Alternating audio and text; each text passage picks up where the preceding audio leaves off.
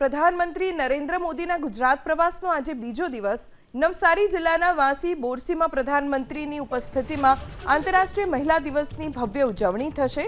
અહીં લખપતિ દીદી સંમેલન યોજાશે, જ્યાં પીએમના હસ્તે રાજ્યની 25,000થી વધુ સ્વસહાય જૂથની 2.5 લાખથી વધુ મહિલાઓને 450 કરોડથી વધુની સહાય અર્પણ કરાશે।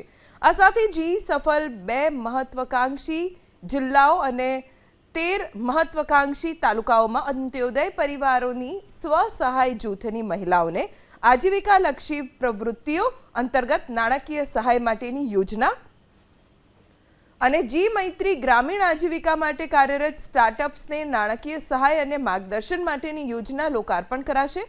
સાથે જ આ કાર્યક્રમમાં હેલિપેડથી લઈ ડોમ સુધી વિમેન પાવર જોવા મળશે।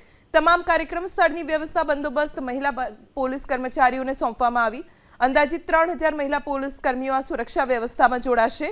શુક્રવારે પીએમ મોદીએ સેલવાસમાં નમો હોસ્પિટલ સહિતના કુલ 2,587 કરોડના વિકાસ કામોના લોકાર્પણ અને ખાતમુહૂર્ત કર્યા। સેલવાસમાં જાહેર સભાને સંબોધતા પ્રધાનમંત્રીએ ગુજરાતીમાં કેમ છો બધા એમ કહીને સંબોધનની શરૂઆત કરી। પોતાના સંબોધનમાં પીએમ મોદીએ સંઘ પ્રદેશનો સિંગાપોરની જેમ વિકાસ કરવાની વાત કરી। દાદરાનગર હવેલી, દમણ અને દીવ ફક્ત કેન્દ્ર શાસિત પ્રદેશ નહીં પણ આપનું ગર્વ અને વિરાસત હોવાની વાત કરી। મોટાપા અંગે પીએમ મોદીએ ચિંતા વ્યક્ત કરતા કહ્યું કે મોટાપા અનેક બીમારીનું કારણ બન્યું છે।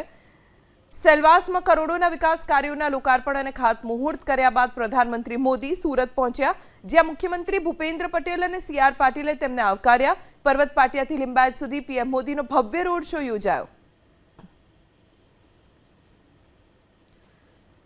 આજે નવસારીમાં ખાસ આયોજન છે અને તૈયારીઓ લગભગ પૂર્ણ થઈ ગઈ છે। આજે આંતરરાષ્ટ્રીય વિમેન્સ ડે છે, મહિલા દિવસની ઉજવણી પ્રધાનમંત્રી નરેન્દ્ર મોદી માતૃવતન ગુજરાતમાં અને પણ નવસારીમાં કરવાના છે। ત્યારે પ્રધાનમંત્રી નવસારીમાં પગ મૂકશે હેલિપેડ ગ્રાઉન્ડ, ત્યાંથી લઈને સભા સ્થળ સુધી તમામ જગ્યાએ બંદોબસ્તમાં મહિલા પોલીસ કર્મીઓ ખડે પગે રહેશે। खास तौर पे ये कार्यक्रम पुलिसिंग के फील्ड में एक ऐतिहासिक कार्यक्रम है। इस प्रकार के कार्यक्रम में देश में पहली बार पूरी कार्यक्रम की सुरक्षा की जिम्मेदारियां महिला पुलिस को दी।